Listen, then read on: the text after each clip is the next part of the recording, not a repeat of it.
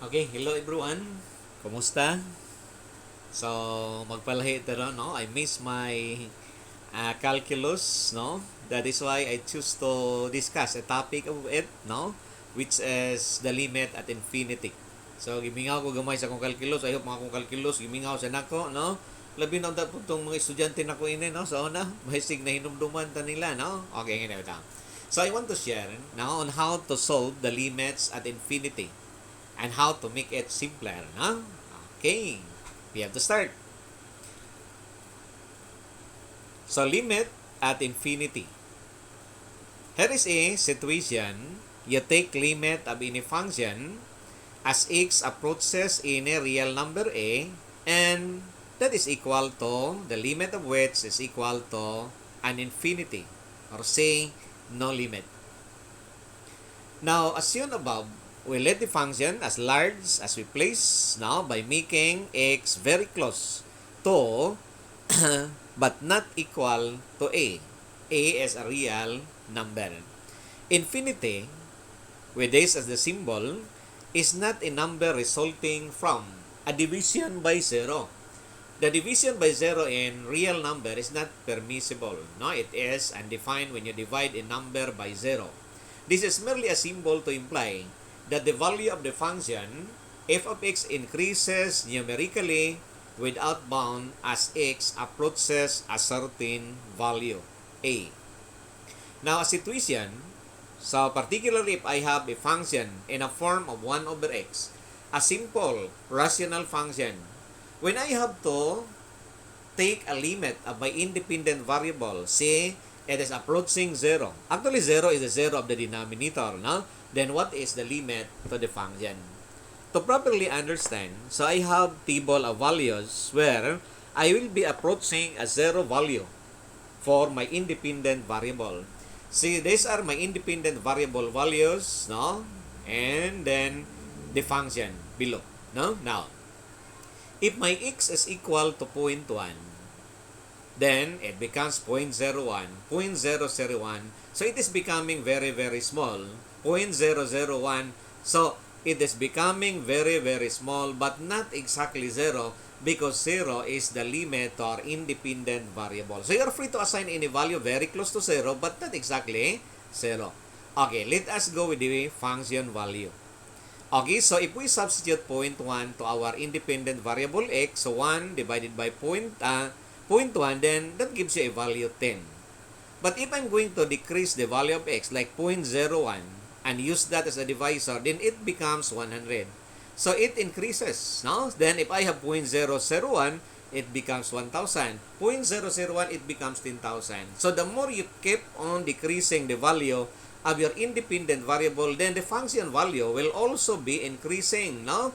Numerically. So if you decrease the value very close to 0, then it is approaching, no? It is increasing numerically without bound. And this increase in the value of the function is what is termed as the infinity. So the function increases numerically without bound, and that can be represented by the symbol which is an infinity. Now, knowing the limit of the function 1 over x as x approaches 0, that is equal to an infinite, no, value, or meaning no limit at all. So we can use this maybe later in the evaluation of limit. So again, we have to take note that the limit of the function in a form 1 over x when x approaches the 0 of the denominator is equal to an infinity, or no limit. Okay?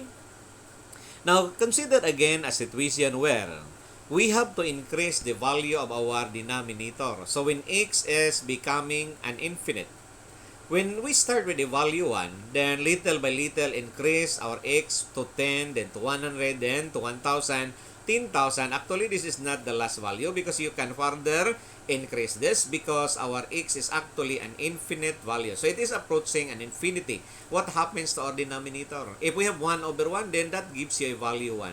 If that is 1 over 10, then that is 0.1. If that is 100 as my divisor, then it is becoming 0.01. Notice that as we increase the value of our independent variable here, then the function value also drops. No? So it is approaching a value which is very, very small. And we say that this value is approaching 0. Now, this zero value is now the limit of the function. So, sa ato pa, if I have to get the limit of the function 1 over x as x is becoming infinite, then the limit of this ratio as x is infinite is equal to 0. So, we have two conditions to take note. The limit of the function 1 over x as x approaches 0 is infinity. But if we take the limit of the function as x is an infinite value, then that is equal to 0. Now, how to solve for a limit at infinity? No? So, to find the limit at infinity for rational functions, so meaning we have ratio of polynomial. Okay? So, if you substitute infinity to the independent variable, so being a large value, so your numerator will also become a very large value. So, it can be infinity over infinity. And this form is what is considered as an indeterminate form. Now, when it is an indeterminate form, it doesn't mean that there is no limit. The limit can still be obtained, no? Being a definite number through manipulation. As observed from the result in 1 and 2, we can arrive at definite value. No? So, to arrive with the function in a form by first arriving with a function in a form of 1 over x, which can be done by dividing first the numerator and the denominator with the variable of highest power and proceed with the evaluation of limit. Okay, how to do that? Evaluate the limits of the function. Okay, so say, we have limit of a ratio. So this is rational because we have ratio of polynomial. Let us term as rational function. No? Now, if we substitute x approaching an infinite value, if the variable here is replaced with a very large number, no? Then the value of your numerator is also very, very large. No? So, no boundaries as to the value. That is why, as to the ratio, then we can have an infinity over an infinity by substitution. And again, that is an indeterminate form. Then we have to look for ways, no? In order to arrive with a definite limit or a value of the limit through manipulation. Now, by doing, or to arrive with that, no, so we can have the two equations, no, or two situations be observed here. We need to arrive at the function 1 over x, no? That is possible if both sides of the ratio will be divided with the variable of highest power. What is the degree? The highest degree of this numerator side. The highest degree here is 3. Okay, so this is the leading term, correct? So the highest degree here is also 3. This is my leading term. Okay, now, divide both sides by x cubed. What would be the result? So if you divide, no, the numerator, you also have to divide the denominator side by the same expression. So unsa imong buhaton sa babaw, buhata sa ubos sad, no? Unsa to para dili magmahay, no? Mahay niya ng ubos, no? Okay, go. So when you divide with 4 by x cubed, then we have 4 over x cubed. 3x by x cubed, so we have minus 3 over x squared. This is minus 2. Divide with x cubed, this is 6. This is a sign. Okay, but that is the result, dividing each term. Actually, dividing both sides by the same expression that is intended to retain the value of the ratio. Because x cubed over x cubed is 1, so our interest here is only to change the form of our ratio. So, because we are actually multiplying this with a unit value, and that is a multiplicative identity, no? Which is, this is only intended to change the form of our terms in the ratio. Now, any term involving x to any power is actually a term that involves a function 1 over x. Now, knowing ganina that the limit of the function 1 over x when x approaches an infinity is equal to 0, so any term that involves a function x in the denominator side can now be set to 0. If a term does not involve a variable, then the limit of a constant according to theorem remains to be a constant. So, what is left in the numerator is my constant term of minus 2. In the denominator side, this is also a constant 6, and all the rest, now, containing 1 over x form in the denominator are automatically set to 0. Now, what is left in the numerator side? I have minus 2 and 6. So, but this is reducible, so the limit of my function given is equal to minus 1/3. So, this is now the answer, which is a real number. So, if that is originally indeterminate, so it doesn't mean that the function has no limit. But there is a limit if the manipulation can be followed, can be applied here. Okay, so lain-lain og approach, no? Now, when it comes to limit at infinity, usually the approach is to divide with the variable of the highest power, considering that we need to arrive with the form of the function, a form of a function which is 1 over x in every term. Okay? Another example.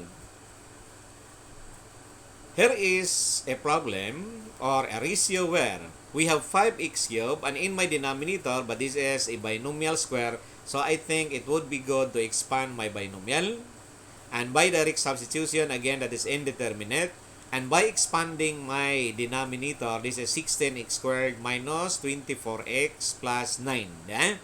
Dividing with the variable of highest power, this is in cube and this is in square. The highest power belongs to the denominator. So I can divide by x cube here, but I can also balance by dividing the denominator with x cube. Okay?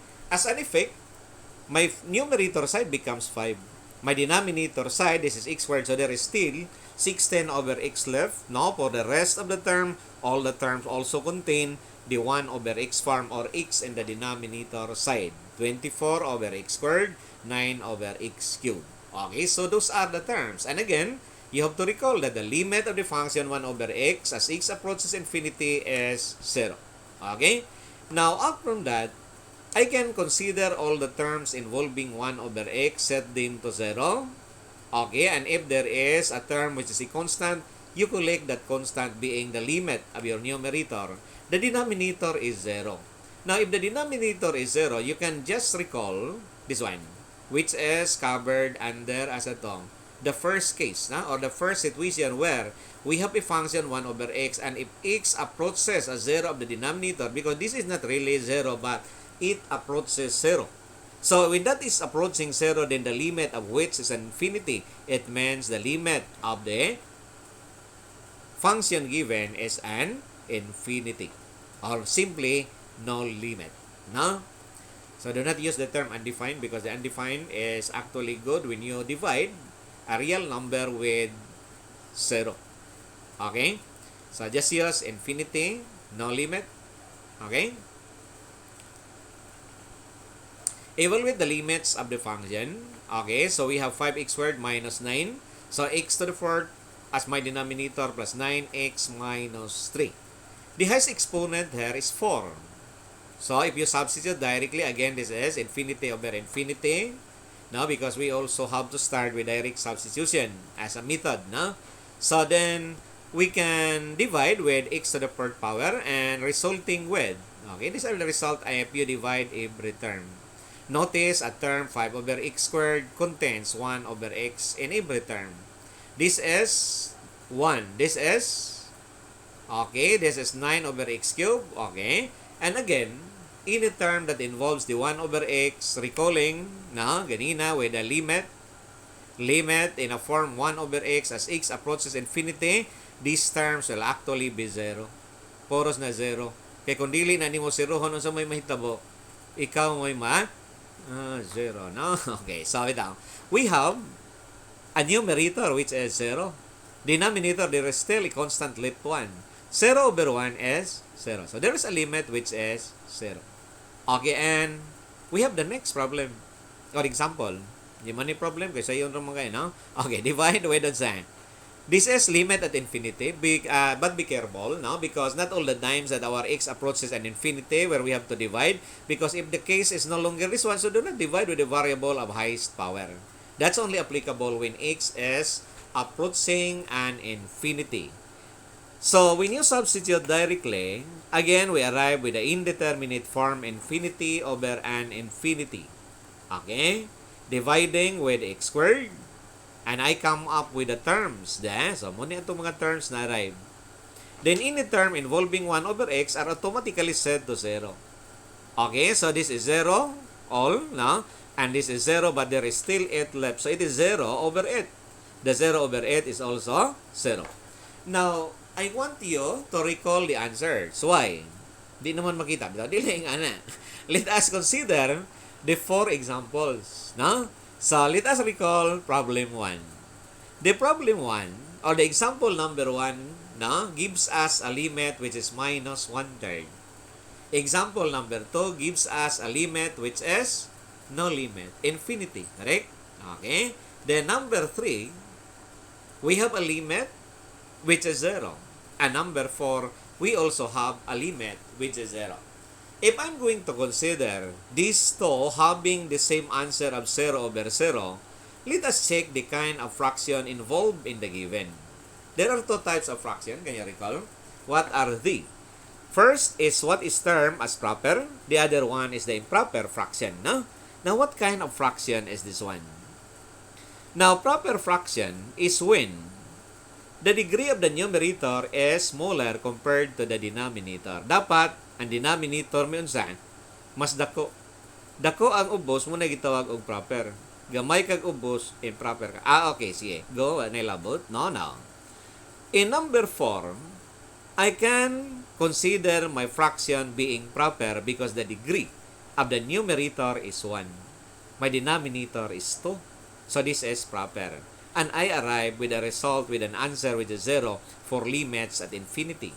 Now this is also 0. Is it also a proper fraction? Yes, that is a proper fraction because this is smaller compared to 4. That's proper. The rest are not proper fraction. That is why their answer is no longer 0. What kind of fraction is this? If this is in a degree of 3, this is having a leading term whose degree is 2. Correct? So this is improper. If that's improper, then that can be an infinity as the answer. No? So may infinity kung ang answer kung it is improper. Okay? Now, this is different.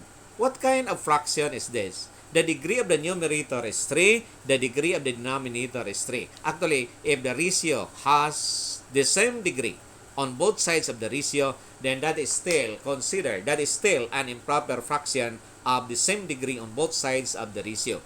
Now, how to get, no? So we have improper. When improper, wherein the degree of the numerator is bigger, immediately set the limit as infinity. Then this one, if this is a ratio having the same degree on both sides of the ratio, then you can immediately go with the answer by just taking the leading coefficient. The leading coefficient from the numerator is -2. It's -2 over the leading coefficient of your denominator side. So it's -2/6, but it can be reduced to a lowest term. That is -1/3. So you can easily arrive with an answer by just observing the nature of the fraction, provided that the limit for our independent variable is actually an infinity. Okay, so these are the things that we are going to take note in order to make our approach and the limits at infinity to be simpler, no? Or to make it simple, no? Okay, this one. I'm going to take notations based on those results. I have a limit of an improper fraction where x is an infinite, and this is my polynomial numerator, polynomial denominator. This is my leading term, and this is my leading coefficient, correct? Now, I have 3 conditions to observe. First, if the degree of the numerator is smaller compared to the denominator, then the fraction I have is a proper fraction. The limit is automatically set to 0. So you don't need to solve. No? Ang imo lang din buhaton is just to identify the kind of fraction. When the degree of the numerator is bigger compared to the denominator, it is an improper fraction, then the limit of which is an infinity. So there's no need really to solve, no? Okay. If the degree of the numerator and denominator are the same, that is still improper fraction. So the limit is taken from the ratio of the leading coefficient. So A sub O over the B sub O. So with this, it is no longer necessary for us to solve the limit by dividing with the variable of highest power. So pang intro ra gina, no? So if imong ihunong dito, then murag lisod siya tanawon, but actually this is the part that can make this situation easy for us to identify the limit. Okay, now if in our answer mo man atong gibasihan with that notation, no? So mo na atong gamit. Okay, I have to give you another set of example, then tell me what would be their answer without solving anymore, no? Kay karon nagka-bright na mo kag maayo, no? Okay, so atong i-identify ang answer para diretso na tog solve para mutuo sila nga bright na ta, no? Okay, so ngini. The limit of 3x to power 7, then minus 4x squared plus 1. And I have 5 minus 10x squared. The highest degree belongs to the numerator side.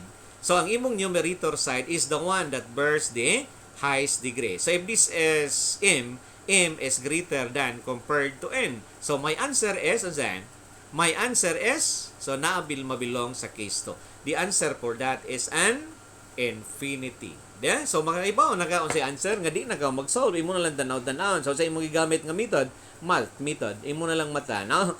Okay, number 2. What is the limit when you have a ratio of? Okay, this is a fraction where your numerator and denominator have the same degree. Okay, so we have bilang.